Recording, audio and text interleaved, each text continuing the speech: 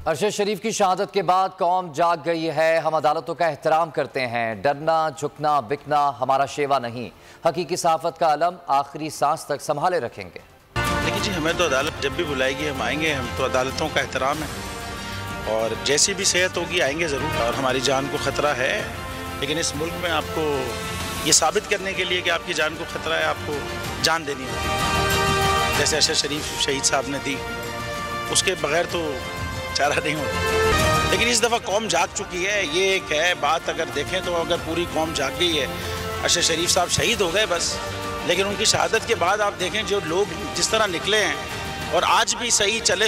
एक सो मोटो हुआ ना, लेकिन जो भी है हम खड़े हैं इंशाअल्लाह ताला हक़ की राह में। ना डरेंगे, ना बिकेंगे, ना झुकेंगे।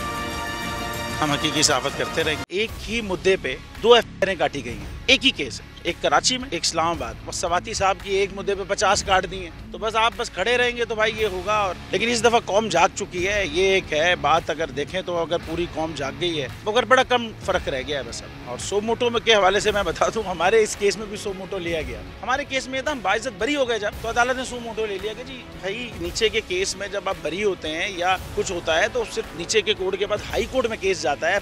एक अपील होती है, एक प्रोसेस है कानून का, उसके बाद सुप्रीम कोर्ट केस जाता है। ये नहीं हुआ हमारे केस में। सुमोटो हो गया कि जी ये इस केस को वापस से सुना जाए। एक इल्जाम लगाया, बड़ा शोर हो गया, पता नहीं क्या हो गया जी। इल्जाम लगाया कि एक इदारे के एक ब्रिगेडियर साहब ने रिश्वत दी है जज साहब को। हमारे केस में ना हमने रिश्वत दी है ना हमने ली है। हम इल्जाम ये कि एक ब्रिगेडियर साहब ने रिश्वत दी है एक जज साहब पे। अच्छा जी कैसे आप ये कह रहे हैं जी? कोई दूसरे जज साहब कह रहे हैं मैंने सुना है कि जी इसने रिश्वत दी है। वो जज साहब कह रहे हैं जी मैंने तो नहीं दी, मैं तो नहीं ली रिश्वत। अब वो जिस जज साहब ने ये कहा जी मैंने सुना है, उनके अपने कंडक्ट पे जो सुप्रीम जुडिशल काउंसिल है उन्होंने अपने कंडक्ट, उनको उस जज को उस कंडक्ट पे निकाला है कि वो आप उसी इदारे के खिलाफ कई कार्रवाइयां स्पीचेस चीजें कर रहा था उस वक्त, तो उनको उस बेसिस पे निकाला। अब उसकी उधर बात गलत थी, हमारे केस में सही थी। सब्सक्राइब करें और बेल दबाएं ताकि कोई खबर रह न जाए।